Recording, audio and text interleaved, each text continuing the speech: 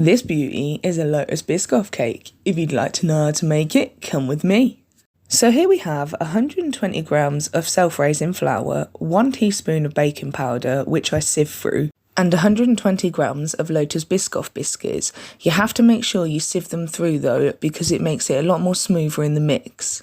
Next, add in 120 grams of light brown sugar, and I always mix my dry ingredients through. Next, 4 medium eggs and 120 grams of unsalted butter. Finally, add in 240 grams of lotus biscoff spread.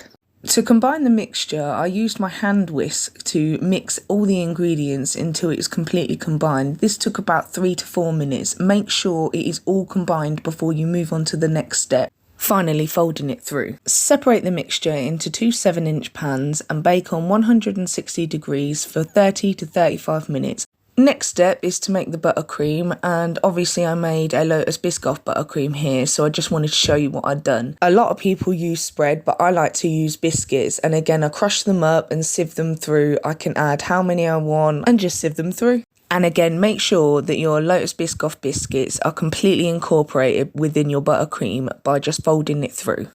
I think this is probably my favourite part of stacking the cake. These cakes turned out absolutely beautiful. They were so soft and spongy and they tasted absolutely amazing.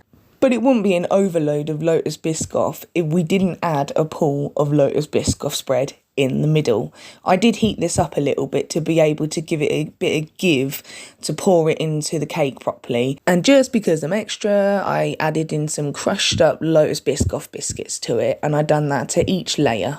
For anyone that asks, is it hard not to eat it before you give it to the customer? Yes? Yes, it is. Because lotus biscoff biscuits are a lot more easier to crush, because I didn't have a blender at this point, it actually made it easier to smooth it out on the cake, as there was no lumps and bumps, because biscuits obviously are a little bit lumpy, but this didn't do that in this buttercream. It was quite smooth.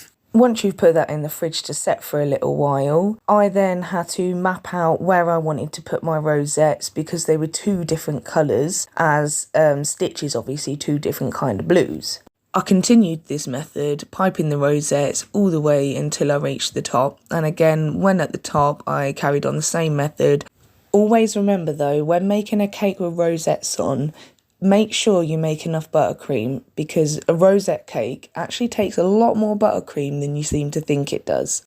Don't worry about any of the buttercream underneath showing, because you can hide it with other buttercream, which is what I done here. But I'm cool and I completely forgot to record it. But here is the finished product. For more content like this, like, comment and subscribe.